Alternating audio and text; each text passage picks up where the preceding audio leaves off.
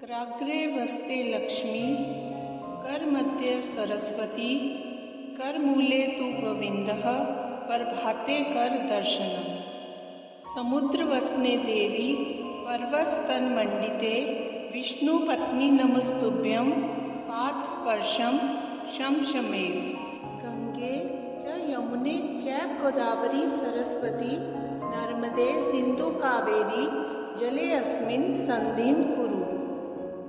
आदिदेव नमस्तुभ्यं, प्रसीद मम भास्कर, दिवाकर नमस्तुभ्यं, प्रभाकर नमस्तुते।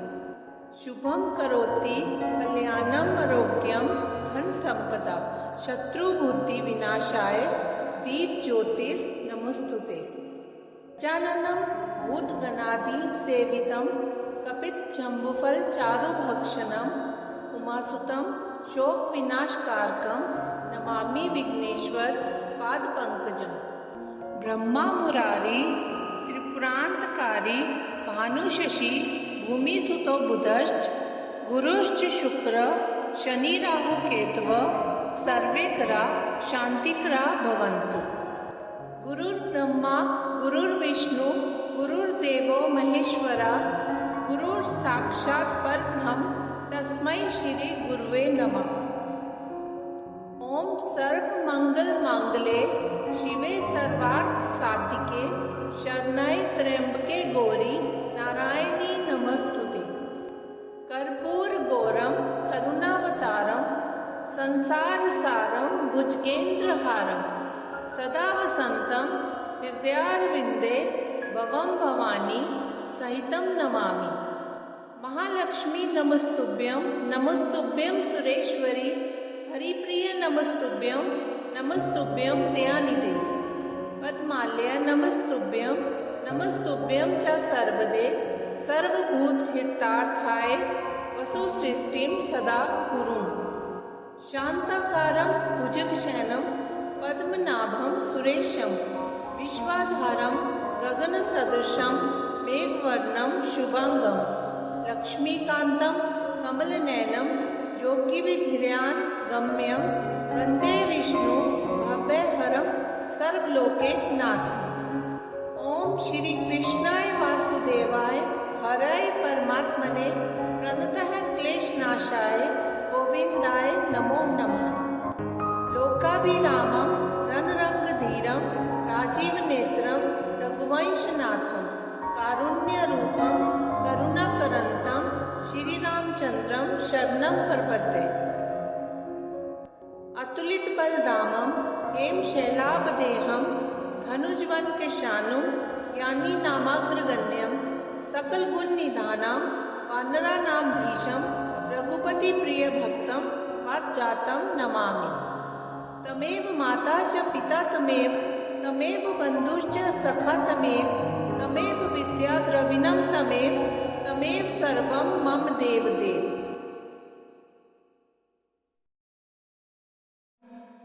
श्रीनिवास जगन्नाथ श्री हरे भक्तवत्सल, लक्ष्मीपते नमस्तुभ्यं, त्राहि मां भवसागरात्। राधारमण गोविंद भक्त काम परपूरक, नारायण नमस्तुभ्यं, त्राहि मां भवसागरात्। दामोदर महोदार सर्वापत्ति निवारण, ऋषिकेश नमस्तुभ्यं, त्राहि मां भवसागरात्। गरुड़ध्वज वैकुंठ निवासिन् केशवाच्युत, जनार्दन नमस्तुभ्यं, त्राहि मां भवसागरात्। शंख चक्र गदा पद्मधर श्रीवत्स लाछन, मेघश्याम नमस्तुभ्यं, त्राहि मां भवसागरात्। त्वं माता त्वं पिता बन्धु सद्गुरुस्त्वं दयानिधि, त्वत्तोऽन्यो न परो देव, त्राहि मां भवसागरात्। न जाने दान धर्मादि, योगं यागं तपोजपं, त्वं केवलं कुरु दयां, त्राहि मां भवसागरात्। न मत्समो यद्पि पापकर्ता, न त्वत्समोऽथापि पापहर्ता, विज्ञापितं त्वेतत् शेषसाक्षिन् मामुद्धरार्थपतितं त्वाने। वासुदेवं ऋषिकेशं वामनं जलशायिनं जनार्दनं हरिं कृष्णं श्रीवक्षं गरुडध्वजं वाराहं पुण्डरीकाक्षं नृसिंहं नरकान्तकम् अव्यक्तं शाश्वतं विष्णुमनन्तम् अजमव्ययम् नारायणं गदाध्यक्षं गोविन्दं कीर्तिभाजनं गोवर्धनोद्धरं देवं भूधरं भुवनेश्वरं वेतारं यज्ञपुरुषं यज्ञेशं यज्ञवाहकं चक्रपाणिं गदापाणिं शङ्खपाणिं नरोत्तमं वैकुण्ठं दुष्टदमनं भूगर्भपीतवाससं त्रिविक्रमं त्रिकालज्ञं त्रिमूर्तिनन्दिकेश्वरं रामं रामं हयग्रीवं भीमं रौद्रं भवोद्भवं श्रीपतिं श्रीधरं श्रीशं मङ्गलं मङ्गलायुधम् दामोदरं दमोपेतं केशवं केशिसूदनं वरेण्यं वरदं विष्णुमानन्दं वसुदेवजं हिरण्यारेतसंदीप्तं पुराणं पुरुषोत्तमं सकलं निष्कलं शुद्धं निर्गुणं गुणशाश्वतं हिरण्यतनुसङ्काशं सूर्यायुतसम्प्रभं मेघश्यामं चतुर्बाहुं कुशलं कमलेक्षणं ज्योतिरूपं रूपं च स्वरूपं रूपसंस्थितं सर्वज्ञं सर्वरूपस्थं सर्वेशं सर्वतोमुखं ज्ञानं कूटस्थं चलं ज्ञानदं परमं प्रभुं योगीशं योगनिष्णान्तं योगिनं योगरूपिणम् ईश्वरं सर्वभूतानां वन्दे भूतमयं प्रभुम् इति नाम शतं दिव्यं वैष्णवं खलु पापहम् व्यासेन कथितं पूर्व सर्वपापप्रणाशनं यः पठेत प्रातरुत्थाय स भवेद् वैष्णवो नरः सर्वपापविशुद्धात्मा विष्णुसायुज्यमाप्नुयात् चन्द्रायण सहस्राणि कन्यादानशतानि च ग्वां लक्षसहस्राणि मुक्तिभागी भवे नरः अश्वमेधासुतं पुण्यं फलं प्राप्नोति मानवः। देवी उवाच धनदाया महाविद्या कथिता न प्रकाशिता इदानीं श्रोतुमिच्छामि कवचं पूर्वसूचितं। शिव उवाच शृणु देवी प्रवक्ष्यामि कवचं मन्त्रविग्रहं सारतरं देवी कवचं मन्मुखोदितं धनदा कवचस्यास्य कुबेर ऋषिरीरितः पंक्तिश्छन्दो देवता च धनदा सिद्धिदा सदा धर्मार्थकाममोक्षेषु विनियोगः प्रकीर्तितः धम बीजं मे शिरः पातु हिम बीज मे ललाटकम् श्रीबीजं मे मुखं पातु रकारं हृदिमेव तु तीकारं पातु जठरं प्रीकारं पृष्ठतोऽवतु येकारं यङ्योर्युग्मे स्वाकारं पादयोर्युगे शीर्षादिपादपर्यन्तं हाकारं सर्वतोऽवतु इत्येतत् कथितं कान्ते कवचं सर्वसिद्धिदं गुरुभ्यर्च विधिवत् कवचं परपठेद्यति शतवर्षसहस्राणां पूज्यः फलमाप्नुयात् गुरुपूजां विना देवी नहि सिद्धिः प्रजायते। गुरुपूजात् परो भूत्वा कवचं पर्पठेत् ततः सर्वसिद्धियुतो भूत्वा विचरेद् भैरवो यदा।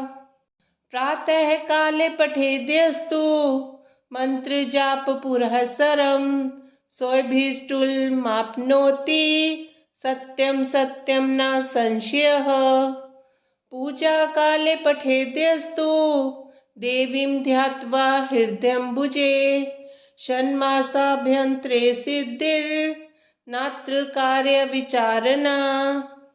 सायंकाले पठेद्यस्तु स शिवो नात्र संशयः। भुजं विलिख्य गुटिकां स्वर्णस्थां धारयद्यदि पुरुषो दक्षिणे बाहो जोषिद्वाम भुजे तथा मा सर्वसिद्धियुति भूत्वा धनवान् पुत्रवान् भवेत्। इदं कवचमज्ञात्वा यो जपेद् धनधाम शुभे शस्त्रघातमवाप्नोति सोचिरान् मृत्युमाप्नुयात्। कवचेनावृतो नित्यं यो हि यत्रैव गच्छति तत्रैव स महादेवी सम्पूज्यो नात्र संशयः। भज गौरीशं भज गौरीशं गौरीशं भज मन्दमते। जलभवदुस्तर जलधिसुतरणं ध्यायं चित्ते शिवहरचरणम्। अन्योपायं नहि सत्यं गयं शङ्कर शङ्कर नित्यम्। भज गौरीशं भज गौरीशं गौरीशं भज मन्दमते। दारापत्यं क्षेत्रं वित्तं देहं गेहं सर्वमनित्यम्। इति परिभाव्य सर्वं सारं गर्भवकृत्या स्वप्नविचारम्।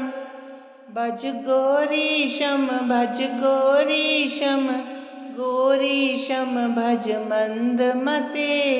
मल्वे चित्ते पुनरवृत्ति पुनरपि जननी जठरोत्पत्तिः।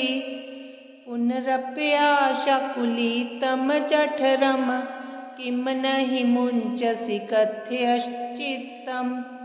भज गौरीशं भज गौरीशं गौरीशं भज मन्दमते। मायाकल्पितमेन्द्रं जालं नहि तत् सत्यं दृष्टिविकारं। ज्ञाते तत्त्वे सर्वं सारं मा कुरु विषयविचारम्। भज गौरीशं भज गौरीशं गौरीशं भज मन्दमते। रज्जो सर्प ब्रह्मणारोपस्तद्वद् ब्रह्मणि जगदारोपः। मिथ्या माया मोहविकारं मनसि विचारे अबारं बारम्। भज गौरीशं भज गौरीशं गौरीशं भज मन्दमते। अध्वरकोटि गङ्गागमनं कुरुते योगं चन्द्रियदमनं। ज्ञानविहीने सर्वं तेन भवति मुक्तो जन्मशतेन। भज गौरीशं भज गौरीशं गौरीशं भज मन्दमते। सोऽहं हंसो ब्रह्मो वाहं शुद्धानन्दस्तत्त्वपरोऽहम्। अद्वैतोऽहं सङ्गविहीने चन्द्रिये आत्मनि निखिले लीने। भज गौरीशं भज गौरीशं गौरीशं भज मन्दमते।